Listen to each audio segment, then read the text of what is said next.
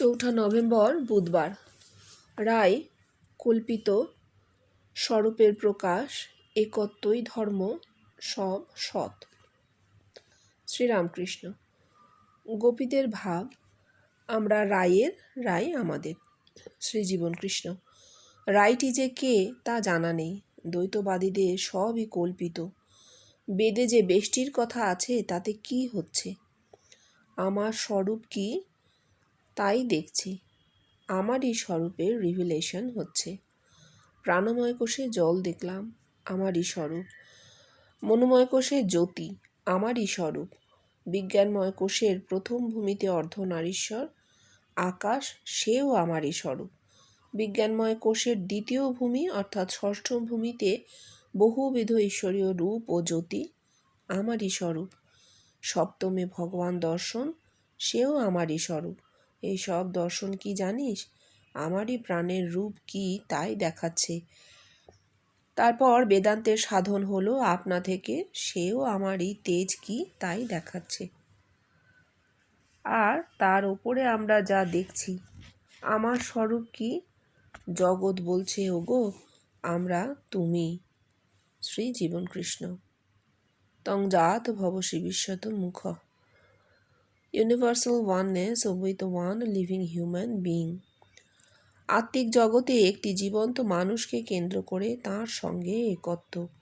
Religion is oneness, Swami Vivekananda, but it is Swamiji's intellectual conception, whereas we have got the thing alive. এই যে রে তোদের আমাকে দেখা।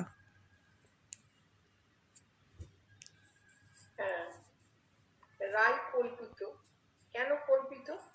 কারণ যারা রায় কল্পনা করেছেন, রাধাকে যারা কল্পনা করেছেন, তারা কল্পনাই করেছেন, পাননি। এবং সে কল্পনা কি করেছেন? অনেক রকম অদ্ভুত অদ্ভুত কথা আছে কিন্তু, যেগুলো আমরা বুঝতেই পারি। আবার ওরা বলেনও যে না, এই ধারায় না থাকলে, এই ভাব মনে না থাকলে বোঝা যাবে না। ভাবটি কি না, শ্রী রাধা হচ্ছেন কৃষ্ণের লাভিনী শক্তি, চিৎ শক্তি শ্রী রাধা। এসব কথা তো আমরা কোনো মানে বুঝবো না। শ্রীকৃষ্ণকে লাভিনী শক্তিটি কি এগুলো কিছুই জানি না। তাই এরা সেসবেরও ব্যাখ্যা দিয়েছে, কিন্তু সে ব্যাখ্যা আরো জটিল থেকে জটিলতর দিকে তোমায় নিয়ে যাবে। সুতরাং ওভাবে না বুঝে আমরা যদি আমাদের মতন করে বুঝি যে কল্পিত রায় নয়, রায় বলতে কি বোঝা যায়, যা ঠাকুর বলেছেন, যা জীবন কৃষ্ণ বলছেন, রায় বা রাধা হচ্ছে সেই রকম দেহ যে দেহে প্রাণ শক্তির জাগরণ ঘটেছে,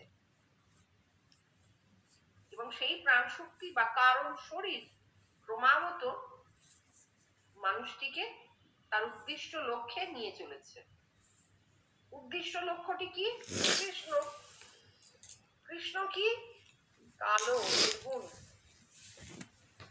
অর্থাৎ এই সগুণ দেহ, এই সগুণ দেহটি রাধা।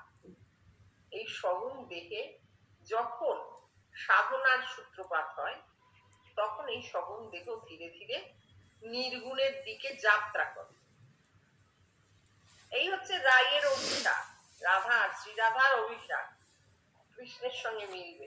কত রকম রূপক আছে তুমি ভাঙো দেখো। গভীর রাত, অমাবস্যার রাত চাই, চাঁদ উঠলে রাধাকে দেখতে পাওয়া যায়। গভীর অমাবস্যার রাত্রি বললেই আমরা নির্গুণ বুঝবো, অন্ধকার আকাশ। কৃষ্ণ নিজে কালো, তিনি দাঁড়িয়ে আছেন কদম্বের তলায়, দেহ বৃক্ষে কৃষ্ণ আছেন। দেহ বৃক্ষে মূলটি মাথায় আর ডালপালা নিয়েছে, তার মানে সহস্রারে কৃষ্ণ আছেন, নির্গুণ আছেন।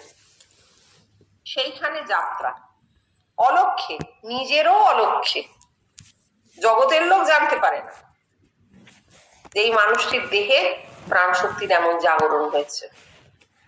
সে চলেছে কোথায়?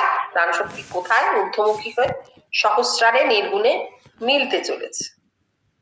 কৃষ্ণ বাঁশি বাজাচ্ছেন, বাঁশির 7টি ফোকর, শিরদাঁড়ার 7টি পাব, এক এক গ্রন্থিতে এক একটি সুর, কুণ্ডলিনী সুরে জাগে এই কৃষ্ণের বাঁশি বাজানো।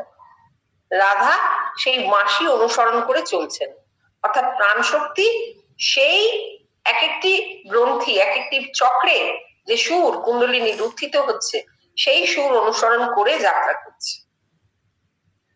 এই তো হচ্ছে রাধা আর কৃষ্ণ, দুটোই রূপক, তাই না? আসলে মানুষটার দেহে নির্গুণ আছে, মানুষটার দেহে সগুণ আছে। এই সগুণকে আমরা শক্তি বলছি কেন? কারণ সগুণের প্রকাশ আছে, শক্তিতেই তার প্রকাশ, তাই তাকে শক্তি বলছি। এই শক্তি মিলিত হতে যাচ্ছে কোথায়? নির্গুণে। নির্গুণ কি? চৈতন্য, শ্রেষ্ঠ চৈতন্য। এই হচ্ছে রাই আর কল্পিত রইল না, সেইটা উনি বলে দিলেন কিভাবে ওনার দেহে রাই সৃষ্টি হয়েছে, প্রাণের রূপ দেখা হলো, হ্যাঁ, তেজ কি তাও দেখা হলো। অর্থাৎ উনি কি বলছেন? উনি বলতে চাইছেন ওই এক একটা কোষ এক একটা ভূতকে উন্মুক্ত করে দিচ্ছে। ক্ষিতি অপ তেজ মরুদ বোম, প্রাণময় কোষে জল অপ, তারপর তেজ, তারপর মরুদ, তারপর বোম, এই যে ঈশ্বরীয় রূপ জ্যোতি সব দেখানো হয়ে গেল। কে দেখলো? তারই কারণ শরীর রাই আর কল্পিত নেই। এইবার তার উপরে তিনি বলছেন যে তারও তো উপরে কথা আছে। রাই যদি শুধু একজন হন তাহলে জগতের লোক কি নিয়ে থাকে? না, তা নয়। আসল সত্যটি কি? যার এইরকম অবস্থাটি হয়েছে তার দেহে আর আত্মা বদ্ধ থাকবে না, আত্মা মুক্ত, তিনি মুক্ত আত্মা। তো তার আত্মাটি মুক্ত হয়ে যাবে কোথায়? জগৎ ব্যাপ্ত হবে, এবং জগৎ ব্যাপ্ত যে হবে তার প্রমাণ জগৎ তাকে দেবে। তিনি নিজে তো জানতে পারছেন না। দেহের কথা দেহ জানতে পারে, দেহাতীতের কথা তো দেহ জানতে পারে না, তিনি জানতে পারছেন। তাকে জানাবে কে? জগতের মানুষ, যে আপনার আত্মা জগৎ ব্যাপ্ত হয়েছে, সর্বব্যাপ্ত হয়েছে, সর্বব্যাপী সব ভগবান, তস্মাৎ সর্বগত শিব। আপনি শিব হয়েছেন, এক হয়েছেন আমাদের সঙ্গে, আমরা আর আপনি এক।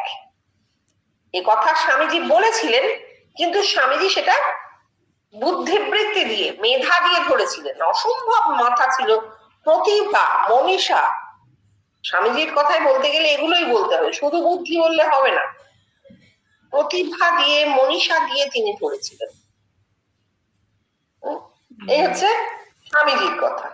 এবার সেই জিনিসটা আরো ডেভেলপ করলো। আমরা যদি তাহলে বলি ও স্বামীজি কি বললেন, বিচার করে বলেছেন, ও কথা কি মানে? না না, তার মাথায় কথাটা এসেছে কোথা থেকে? এই সমস্ত নির্গুণের ক্রিয়া, পরমাত্মা ক্রিয়াশীল, স্বামীজিকে দিয়ে বলিয়ে দেওয়া হলো, আর সেই জিনিসটাই বাস্তবে রূপ ধারণ করলো জীবন কৃষ্ণের। আমরা দেখলাম তাকে দেখা যায়, এখনো পর্যন্ত আমাদের কাছে এটি বাস্তব, আমরা দেখেছি। এর পরের জেনারেশন, তারপরের জেনারেশন কি হবে জানি না, কিন্তু এখনো পর্যন্ত আমাদের কাছে এটা বাস্তব। ধর্ম তো নিয়ত বিবর্তনের দিকে যাচ্ছে, নিয়ত বিবর্তন হয়ে চলেছে।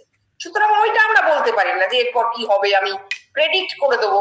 এ একটা প্রচন্ড আত্মম্ভরিতার কথা। যারা বলেন যে ভবিষ্যতে এই হবে, ওই হবে, সেই হবে বলে একটা প্রেডিক্ট করে দেন, তারা জানেন না যে তারা কত ভুল বলছেন। কেননা একটা স্ট্যাটিক সময়টা দাঁড়িয়ে আছে, এই মুহূর্তে দাঁড়িয়ে আমি যদি একটা ডাইনামিক সময়ের কথা বলি, সত্য বলি, তাহলে সেটা ভুল। বিজ্ঞানীরাও বলেন না, কি বলেন?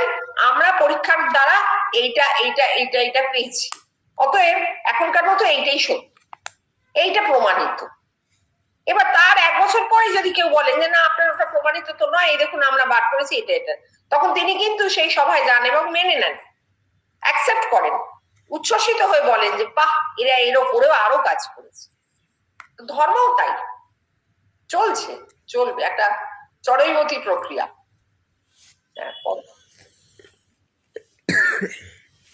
শ্রীরামকৃষ্ণ, ঈশ্বর সৎ আর সমস্ত অসৎ, এইটি জানার নাম জ্ঞান। শ্রীজীবন কৃষ্ণ, ঈশ্বর কে? কোথায় থাকেন তিনি? ওরে শোন, সৎ অসৎ কথাটা শুধু সমাজের জন্যে, এটা ধর্ম নয়। না হয় আমি অসৎ ত্যাগ করলাম, তাতে কি ঈশ্বরকে পাবো? দেখ না, পৃথিবীতে সৎ লোকের কি অভাব আছে? তারা কি তাতে করে ঈশ্বরকে পেয়েছে? Far far off from it. কারণ তার ইতিহাস কই, ঈশ্বর কি তাও যেমন জানা যাচ্ছে না, সৎ কি তাও তেমনি জানা যেতে পারে না। ঈশ্বর কি তাই আগে জান, তখন সব জানতে পারবে। অসৎ বলে কিছু নেই, সবই সৎ।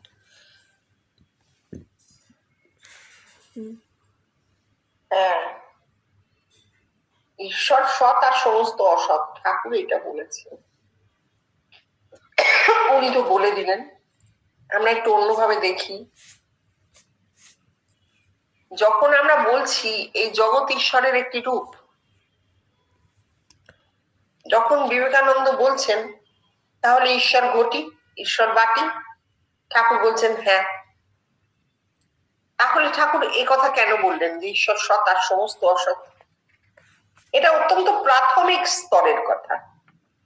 যে স্তরে জগতের দিকে তাকিয়ে জগৎ ঈশ্বরের একটি রূপ এই কথা মনে না আসবে, এই কথা বোধে না আসবে, ততক্ষণ পর্যন্ত আমাদের কাছে জগৎ ত্যায্য, জগৎকে আমরা গ্রহণ করছি না।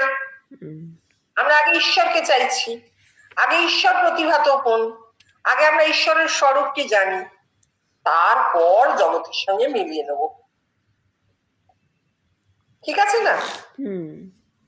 এইটাই হচ্ছে ঠাকুরের কথা, যে আগে ঈশ্বরকে জানো, তারপর তুমি জগতের দিকে তাকিয়ে দেখো, যথাযথা আঁখি যায় তথা কৃষ্ণ স্ফুরে, তখন হবে। তুমি ঈশ্বরকে জানলেই না, তুমি জগৎকে ঈশ্বর বলবে কি করে? এইটা তার কথা ছিল। কিন্তু এইখানে একটা ওই দ্বৈত জ্ঞান চলে আসছে, তো আমিও আছি, ঈশ্বরও আছেন, আবার জগৎও আছে, সবই আলাদা আলাদা ভাগ হয়ে যাচ্ছে। জীবন কৃষ্ণ জীবন দিয়ে আমরা দেখতে পাচ্ছি তিনি কোন রকম ভাগ সইতে পারতেন না, কোনো ভাগ তিনি সইতে পারতেন না। ওই যে এক দিয়ে জীবন শুরু হয়েছে, একে গিয়ে শেষ হয়েছে। এক ছাড়া দুই তিনি কখনো ভাবেনি, পারেননি, সহ্য করতে পারতেন না। খাট থেকে নিচে নেমে সবার মাঝখানে এসে বসতেন, বললাম দোহাই বাবা আমাকে গুরু বানাস। কেন? আমি তো এক হয়ে গেছি তোদের সাথে, আবার তোরা আমাকে আলাদা করে ঠেলছিস কেন? এই যে জিনিসটা আমরা দেখেছি জীবন কৃষ্ণের জীবনে, সেটা থেকে বুঝতে পারছি যে উনি এই কথাটা এভাবে নেবেন না। তো ঈশ্বরকে জানার নাম জ্ঞান আর সব অজ্ঞান, না, নেবেন না। আর সব বলে তো কিছু নেই, ঈশ্বরও যা জগৎও তাই।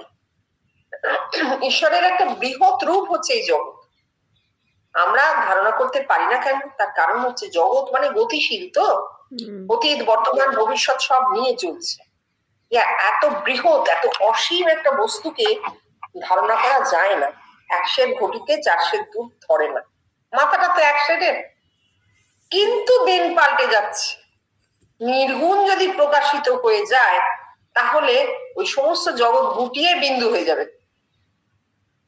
তো তার জন্য আমাদের অপেক্ষা করতে হবে, এখনো তা হয়নি। অসৎ বলে কিছু নেই, সবই সৎ, এই কথাটা লাস্টে উনি বললেন। ঈশ্বর কি তাই আগে জানো, তখন সব জানতে পারবে, তখন সব দেখতে পাবে যে সবই ঈশ্বর, ঈশ্বর ছাড়া কিছু নেই, ঘটি বাটি সব ঈশ্বর। কিন্তু আগে জানা মানে সেই নন্দ বসুর মতন, যে মশাই সূর্যলোক চন্দ্রলোক এসব কি আছে? ঠাকুর তখন বলছেন তোমার অত কথায় দরকার কি, তুমি আম খেতে এসেছো, আম। বাবুর বাড়িতে কত গাছ, কত পাতা, কত ডাল, তা জেনে তোমার কি লাভ? আমাদেরও চেষ্টা তো আগে জগৎকে জানান না, বাবুর বাড়িটাকে আগে জানবো, সেইটা ঠাকুর কেটেছে। আগে বাবুকে জানো, বাবুকে জানলে তিনি বলে দেবেন তার কত গাছ আছে, কত সম্পত্তি আছে, সব বলে দেবেন।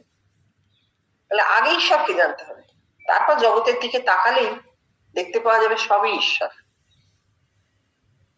ঈশ্বর মানে চৈতন্য, ঈশ্বর মানে কিন্তু কোনো ব্যক্তি বিশেষ নয়, এটাও মনে রাখতে হবে।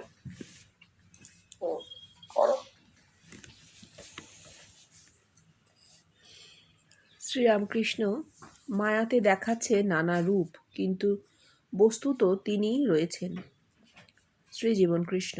প্রমাণ? আর এই তিনিটি বা কে? আমাদের দেখাচ্ছে কি? এই তিনি একটি জ্যান্ত মানুষ। এই নানা রূপই বহু রূপে মানুষ সে পরিচয় দিচ্ছে। তাহলে নানা রূপ মায়া হতে যাবে কেন? নানা রূপ ও সত্য বহু এক, এই প্রমাণ দেবার জন্যই নানা। আবার হ্যাঁ, হ্যাঁ, এই কথাটা হয়ে গেল। হ্যাঁ, এইটা এই যে তিনি মায়াকে দেখাচ্ছেন নানা রূপ, বস্তুত তিনি রয়েছেন, ঠাকুর বলছেন। আর জীবন কৃষ্ণ বলছেন নানা রূপ মায়া হতে যাবে কেন? নানা রূপও তো তাঁরই এক একটি রূপ। এই ক্ষেত্রে ওই কথাটা আগে হচ্ছে তাকে জানতে হবে। তাকে জানলে তখন সবার দিকে তাকালে দেখা যাবে তিনিই হয়েছেন। এই যে ঠাকুর বলছেন তিনিই এক একটি হয়ে বসে আছেন, এটা ঠাকুরের চোখে পরিষ্কার, আমাদের চোখে তো পরিষ্কার নয়। আমরা এই নানা রূপ মায়া যেটা দেখি, প্রত্যেককে আলাদা করেই তো ভাবি, এক এক তো ভাবতে পারি না। এটা ঠাকুর কিন্তু বলেছিলেন যে তোমরা সব বসে রয়েছো, আমি দেখছি তিনিই বসে আছেন। তাকে জানাটা প্রথম দরকার, প্রি রিকুইজিট। তাকে জানা হলো, তখন তুমি যেদিকেই চোখ ফেলো তাকেই দেখবে, তখন আর সেটা মায়া রইল না। রূপ তো হবেই, নানা রূপ হবেই। আমরাই কি রোজ এক পোশাক পরি না তো, পাল্টে পাল্টে পরি তো। তো সে তিনি যখন প্রত্যেকটি দেহ, প্রত্যেকটি মানুষ তিনি, তখন সেই প্রত্যেকটি মানুষের নানা রূপ মানে দেহ নানা রঙের হবে, কি অসুবিধা? কোনো অসুবিধা নেই। নানা রূপও সত্য বলছেন কৃষ্ণ, বলছেন বহুও সত্য, কিন্তু এই অল ইজ অলটা এখনো হয়নি, এই জন্য আমাদের মনে এখনো এই সংশয়টা আছে। আবার কথামৃত পাঠ চলতে লাগলো। কিছুক্ষণ চুপ করে থেকে প্রসঙ্গক্রমে বললেন, দেখ, মহাপ্রভু 24 বছর বয়সে গৃহত্যাগ করলেন, 6 বছর দাক্ষিণাত্য পরিক্রমণ করলেন, 48 বছর বয়সে তিনি মারা যান। তাহলে হিসেব মতন মহাপ্রভুর গম্ভীরায় অবস্থান 18 বছর হয়, 14 বছর নয়। শ্রীরামকৃষ্ণ, অদ্বৈত জ্ঞান আঁচলে বেঁধে যেখানে ইচ্ছে যা। শ্রীজীবন কৃষ্ণ, তাঁর অদ্বৈত জ্ঞান দেহেতে আবদ্ধ ছিল, অর্থাৎ সে কোষ খোলেনি। অদ্বৈত অর্থাৎ সে একাই আছে, সেই প্রমাণ দেবে জগতের নরনারী। আমি বললে হবে না, আমি একাই আছি। কথা আচ্ছা, ওই প্রসঙ্গক্রমে দাক্ষিণাত্যে পরিভ্রমণ করেছেন, তাই জন্য 6 বছর কম পড়ে গেল, আসলে 14 বছর। এইগুলো অযৌক্তিক কিছু কথা ভোলাদা নোট করেছেন। এই কথাটা বাদ দিলে কোনো অসুবিধা নেই, এটা তো প্রসঙ্গের মধ্যে একেবারে ঢুকছে না, তাই না? একটা বিচ্ছিন্ন বিক্ষিপ্ত কথা মনে হচ্ছে শুনে। এইবার যে কথাটা বলা হচ্ছে, উনি বলছেন, ঠাকুর বলছেন অদ্বৈত জ্ঞান আঁচলে বেঁধে যেখানে ইচ্ছে যাও, অর্থাৎ আঁচল মানে দেহ। ঠাকুরের দেহে অদ্বৈত জ্ঞানটি বদ্ধ ছিল। ঠাকুর তো অবতার, অবতারের দ্বৈত জ্ঞানই থাকে, দ্বৈত বোধেই সে অবতার। অবতার দেখেন তিনি একাই আছেন, বাকি জগৎ মৃত, চৈতন্য মৃত হয়ে আছে বাকি জগতে। অর্থাৎ তাঁর একার দেহের মধ্যে চৈতন্যের যে অবতরণ হয় শক্তি রূপে, তাতে তিনি পরিষ্কার বোঝেন এ শুধু তাঁর একার হলো, জগতের হবে না। এইখানেই তো দ্বৈতবোধের উৎপত্তি, তার তো কিছু করার নেই। তিনি যে নিজেকে বড়, অন্যকে ছোট ভাবছেন, একটা বিরাট, এইসব কিচ্ছু না, কিন্তু এগুলো সম্পূর্ণ এসোটারিক কন্ডিশন, দেহাভ্যন্তরীণ যোগজ অবস্থা। ঠাকুরের এই অবস্থা তিনি তো জানতেন যা হচ্ছে সব মা করছে, সুতরাং তার তো অহংকারের কোনো জায়গাই নেই। তিনি তো এই কথাটা বলতে চাইছেন না যে আমি একাই হয়েছি, আয় তোদেরকে উদ্ধার করে দিই, না না। তিনি দেখছেন এই জিনিস তার একার মধ্যে হলো, আর কারোর মধ্যে হলো না। যদি জগতের লোকের হতো তাহলেই অদ্বৈত জ্ঞান তার আঁচল খুলে বেরিয়ে যেত। এবার কেন হলো না? কাল, কালই ব্রহ্ম, মহাকাল, কাল, কালে হবে। ঠাকুর বলছেন না, কালে হবে, কালে হবে। ঠাকুরের দেহ থাকতে থাকতে এই জিনিস হলো না, তাতে কি যায় আসে? পরে হলো। পরে এই অদ্বৈত জ্ঞান আঁচল থেকে বেরিয়ে পড়লো, দেহ থেকে খুলে গেল। কখন? যখন অবতরণ শেষ হয়ে গেল। ঠাকুর শেষ অবতার, আর কোনো অবতার আসবেন না। অবতরণ পূর্ণ অবতার, তো যে কোনো জিনিসের পূর্ণত্ব হওয়া মানে কমপ্লিট, ফাইনাল। উর্দুতে বলে মুকাম্মাল, মানে শেষ, লাইন টেনে দাও। তাহলে সেটা ঠাকুরের হলো। তাহলে এই অবতরণের পরবর্তী যে অধ্যায় এইটে শুরু হয়েছে, তার বয়স মাত্র, যদি 50 সালেও শুরু হয়ে থাকে, 75 বছর। তো ধর্মের যে হিসেব, আত্মিক গতির যে হিসেব, ধর্ম বলবো না, ধর্ম বললেই আজকাল বড় অশান্তি হয়। আত্মিক গতির যে হিসেব, আত্মিক গতির হিসেবে 75 বছর কতটুকু? কিছুই না, কিচ্ছু না। তাই জন্যই আমরা কিন্তু বাইরের জগতে এত সংঘাত দেখতে পাচ্ছি, এত মারামারি কাটাকাটি, এত সাম্প্রদায়িক অস্থিরতা, এগুলো যে দেখতে পাচ্ছি, তার কারণই হচ্ছে এই অদ্বৈতের পথে চলছে। সবে শুরু হয়েছে, এই সবে শুরুতে একটা কেয়স থাকে, সেই কেয়সটা আমরা দেখতে পাচ্ছি। ঠাকুরের দেহ চলে যাবার পর জীবন কৃষ্ণ যখন এলেন, জীবন কৃষ্ণের মাধ্যমে এই অদ্বৈত জ্ঞান কি হলো? এই অবতরণ আর হলো না, চৈতন্য জগৎ ব্যাপ্ত, মধু ছড়িয়ে পড়লো। যে চৈতন্য একবার দেহ থেকে মুক্ত হয়ে যায়, তা তো আর দেহে ফিরবে না। কি করে ফিরবে? আর চৈতন্যের তো কোনো স্থানকাল নেই, স্থানকাল জুড়ে তো তার থাকেও না, তার তো ওই রকম পয়েন্টের মতো পজিশন আছে, ম্যাগনিটিউড নেই। সুতরাং তার জগৎ ব্যক্ত হতে বাধা নেই, সে জগৎ ব্যক্ত হয়ে গেছে। এইবার তা ধীরে ধীরে ধীরে ধীরে বিবর্তনের মাধ্যমে প্রতিটি মানুষের মধ্যে কিভাবে ক্রিয়া করবে তা আমরা জানি না। জীবন কৃষ্ণ কিছুটা জেনেছিলেন, কিন্তু একদম বলেননি। বলেছেন বললে কল্পনা হয়ে যাবে, ফুটলে মানুষ নিজেই দেখতে পাবে। আর তুমি কত প্রেডিক্ট করবে? অনন্ত জগৎ অনন্ত কাল ধরে চলছে, তুমি কত প্রেডিক্ট করবে? করা যায় না, তাই ওটা ছাড়া আছে।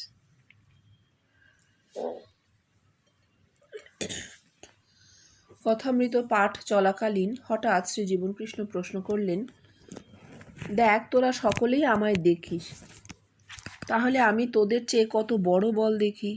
এই বলে তিনি সকলের মুখের দিকে চাইতে লাগলেন। সকলেই নিস্তব্ধ। তারপর আবার নিজেই বললেন, ওরে না, আমি একাই আছি, সে প্রমাণ তোরাই দিচ্ছিস। তাহলে আমি আর কার চেয়ে বড় হব? আর একজন থাকলে তবে তো তুলনা। হ্যাঁ, এইটা হচ্ছে সব থেকে বড় কথা, সুন্দর কথা। যখন প্রতিটি মানুষ জানবে যে আমি একাই আছি, আর আমার সামনে এই বিশাল জগৎ আসলে আমারই প্রতিরূপ, আমি একে রিফ্লেক্ট করে এর মধ্যে আছি, তখন দ্বিতীয় ব্যক্তি আর নেই। যাকে সামনে দেখছি সেও আমি। আর কি হয়? আর একটা অসম্ভব সুন্দর জিনিস হয়, যেটার আশায় আমরা অন্তত, যারা শুভ বুদ্ধি সম্পন্ন মানুষ অনেক আছেন, তারা অন্তত চাইছি। সেটা হচ্ছে পৃথিবীতে দ্বন্দ্বের অবসান হোক। দুই থেকেই তো দ্বন্দ্ব। যদি দুই না থাকে, যদি একই থাকে, তাহলে দ্বন্দ্বের আর কোনো জায়গা থাকছে না। তাহলে এত যে রিপোর্ট প্রকাশ, এগুলো আর থাকবে না। এই রাগ, হিংসা, দেশ, লোভ, যা কিছু বলো, রিপু যত রকমের আছে, এই রিপুগুলো কি হবে? একে পরিবর্তিত হয়ে যাবে। রিপুকে সব চৈতন্য থেকে এসেছে, সমস্ত কিছুই চৈতন্যের প্রকাশে, সুতরাং সেগুলোও সব চৈতন্যে লীন হয়ে যাবে। এবং কি সুন্দর একটা পৃথিবী হবে, আমি ভাবলেই খুব একটা মনে আনন্দ হয়। তার রূপ কেমন হবে, সেখানে মানুষ কেমন করে থাকবে, এসব জানি না, এসব কল্প লোকের কাহিনী হয়ে যাবে, এসব জানি না।